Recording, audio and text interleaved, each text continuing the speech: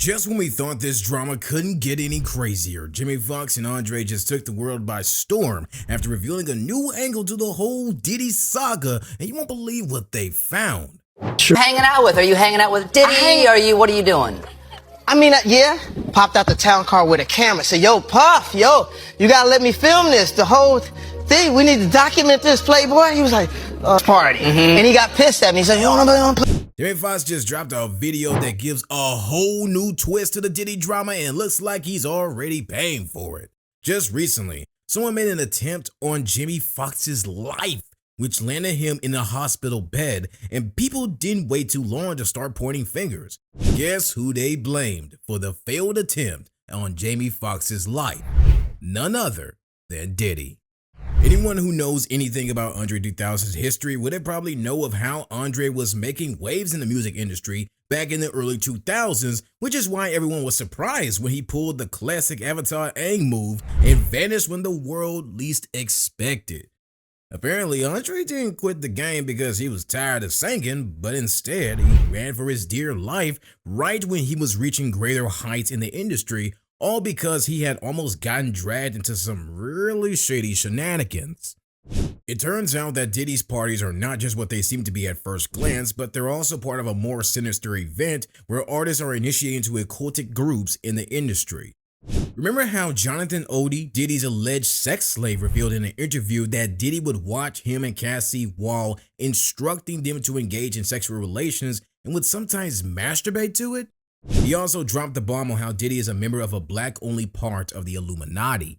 Cassie and Sean, he would tell me what to do with Cassie. I had like 15 encounters, and I heard a lot of business, because what they would do is Sean talks a lot on the phone and on the TV with speakers and stuff, and I was like a slave, okay? For them, that's what I was. That's all right?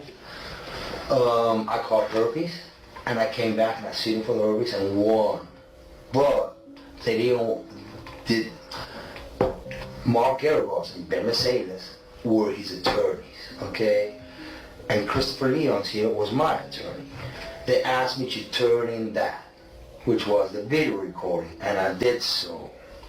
They gave it back to me accidentally, and it's possible I threw everything out. It's possible I can produce a copy. Gotcha. It's possible. I'm not sure. This totally matches everything that Cassie said in her lawsuit against Diddy. And let's be honest, it's no secret that Diddy has a reputation for hooking up with upcoming artists and promising them heaven and earth as long as they hang out with him. Remember when he promised Justin brand new sports cars and a mansion? And let's not forget the iconic moment when 50 Cent said he stopped rolling with Diddy after Diddy offered to buy him clothes because he just didn't move that way. Well, it turns out that Diddy was trying to make the same move on Jimmy, but Jimmy made it out of his clutches faster than you could say scram. Didn't bring for anything, okay? I had sex with Cassie and Sean. He would tell me what to do with Cassie. I had like 15 encounters, and I heard a lot of business, because what they would do is Sean talks a lot on the phone and on the TV with speakers and stuff, and I was like a slave, okay? For them, that's what I was. That's all right? I caught herpes, and I came back and I sued him for the herpes and won. But they did Mark Garagos and Ben Mercedes were his attorneys, okay?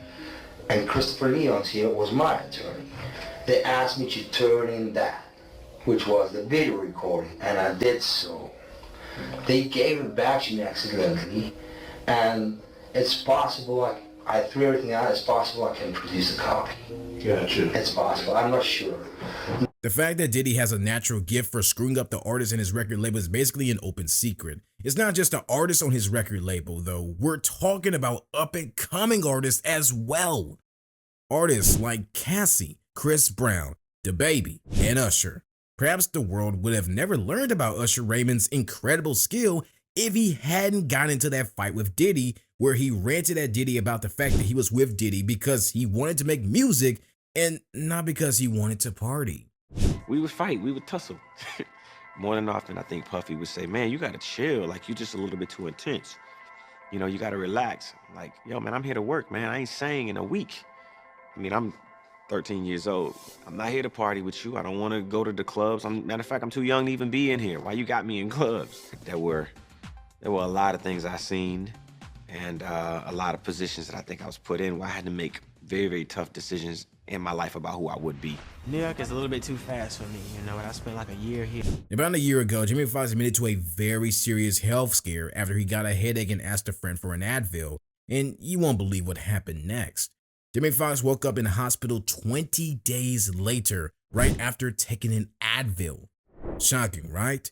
No one knows the true details of what happened, but after people dug up this interview of Jimmy giving off some exclusive information on Diddy and what goes down at his parties, they couldn't help but wonder if Diddy is somehow connected to Jamie's trip to the hospital. After Jimmy was released from the hospital, he released a very emotional video about he had no idea how such a thing had happened, and it seemed like he had a lot on his mind, but he was holding back because he didn't want to get into any trouble. There have been stories going around for a while that Jimmy was also at Diddy's world-famous private parties. This information became public news when Jamie's old interview was dug up and shared online by fans. Jimmy told the whole story of the day he got an invitation to Diddy's party during the interview. The moment he got there, he saw a group of people doing all sorts of things. To put it in Usher's words, there were a lot of curious things going on that wasn't necessarily understandable by a 14-year-old. But what information did Jamie share that caused Diddy to declare him as his mortal enemy? It all started when Jamie did an interview where he talked about Diddy's parties and revealed that they were so exclusive that he couldn't go to them unless Diddy directly invited him. He also revealed that he would often attempt to convince Diddy to allow him to record the whole event, but Diddy was always somewhat guarded about it. You'll remember how Cassie revealed in her 35-page federal complaint that Diddy would record these parties in secret and then use the tapes to get what he wanted from the guest. The whole event were apparently not just recorded by just him. He clearly hired a whole crew, with Jamie being a part of it. Yeah, run it back. Bana. So Dr. Wu was Puff dancing, right? All of a sudden I get this, and then I flip the camera this way. There's Demi Moore and some young dude. I don't know who the dude is. So I said, Puff, who that? Oh, that's a young cat. I asked him question. I said, cool. So I asked Demi Moore, I said, is it cool if I? She said, sure, whatever. It was probably a wild night. Sure. So I watched when they first, got together. So what happened was, I'm following Puff, and his parties were like amazing. We were in Philly one day. I fly to Philly, town car, same business, go up. But Puff say, this party, Playboy, this party right here, I said, $1.5 million. I said, nigga, what? You spent $1.5 million on this party? I said, you come to my house, I'll throw you a party for $400. And it will rival this, not in scale, but the people there, because that's how I started. I was the first social media dude. When I would do stand-up, I had cue cards. This is 91. I had cue cards, and I would have people sign and put their pager numbers on it. And I would call during the week. Yo, I'm going to be here, I'm going to be here. So I had 800 signatures, wow. 600 women, 200 guys. So it became a floating party. So when Puff came to LA, he said, yo, Playboy, Saturday morning, make that shit happen. I said, I'm on it.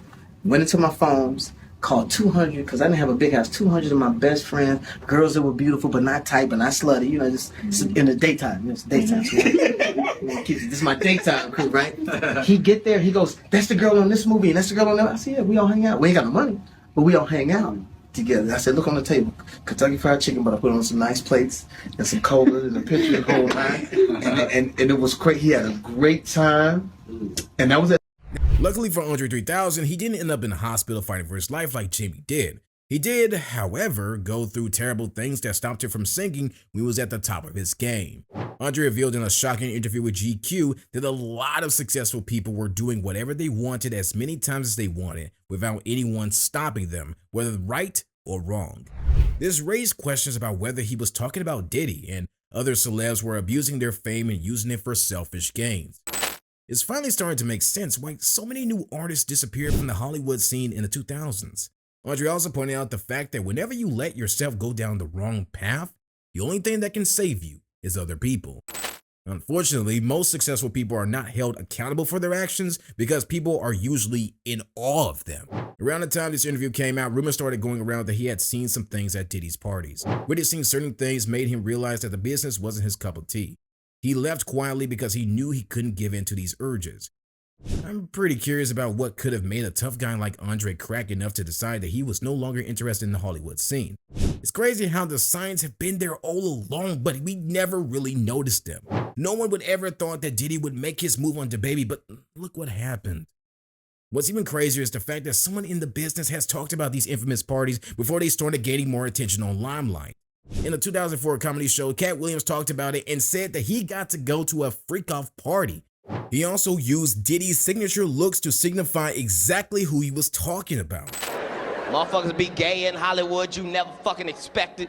They be having these big-ass mansion parties, and the mansion party, the whole mansion is a party, and then it's a separate party in the little rooms. I ain't been famous that goddamn long. I'm excited in a motherfucker to be at the mansion party. You be looking in all the goddamn rooms, and you fuck around and look in the wrong room and shit.